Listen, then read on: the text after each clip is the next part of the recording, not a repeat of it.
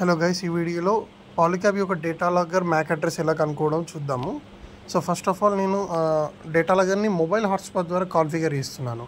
So ఇంకో mobile hotspot on చేసి అందులో రిస్ట్రిక్షన్స్ అన్నీ కూడా తీసేయండి. సో లిమిటేషన్స్ ఉండకూడదు, ఇన్ని డివైజెసే కనెక్ట్ అవ్వాలి, ఇంత ఎంబీ మాత్రమే షేర్ అవ్వాలి అని అలాంటి రిస్ట్రిక్షన్స్ తీసేసేయండి. తీసేసి హాట్స్పాట్కి కనెక్ట్ అవ్వండి.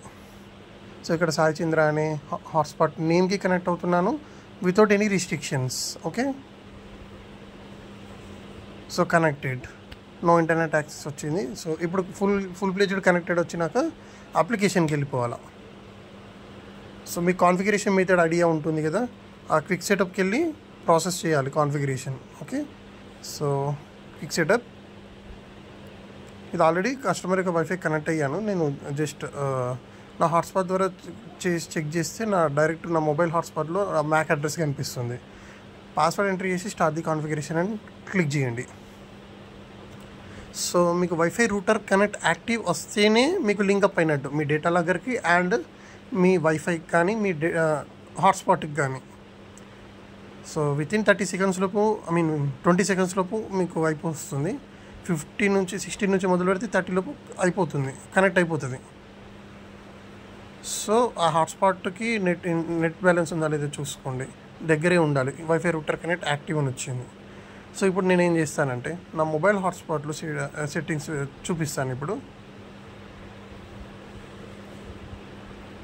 సో దీని inverter is connected to the router, Sai Chandra అనే హాట్స్పాట్కి కనెక్ట్ అయింది. సో ఇప్పుడు నేను మొబైల్ హాట్స్పాట్ ఓపెన్ చేస్తాను.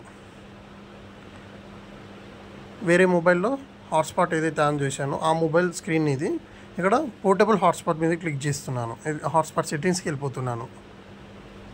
సో హాట్స్పాట్ సెట్టింగ్స్ మీద క్లిక్ చేశాక ఇక్కడ కింద లాస్ట్కి కనెక్టెడ్ డివైజెస్ అని ఉంది కదా, దాని మీద 2 డివైజెస్ కనెక్టెడ్ అని ఉంది, అంటే నా మొబైల్ అండ్ ఇన్వర్టర్.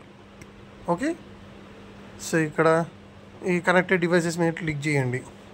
ఇక్కడ 1 టైం డేటా లిమిట్ ఉంది కదా, అది అప్లై చేయకుండా ఆఫ్లో పెట్టండి, ఆ మ్యాక్సిమం డేటా ఇచ్చేసేయండి.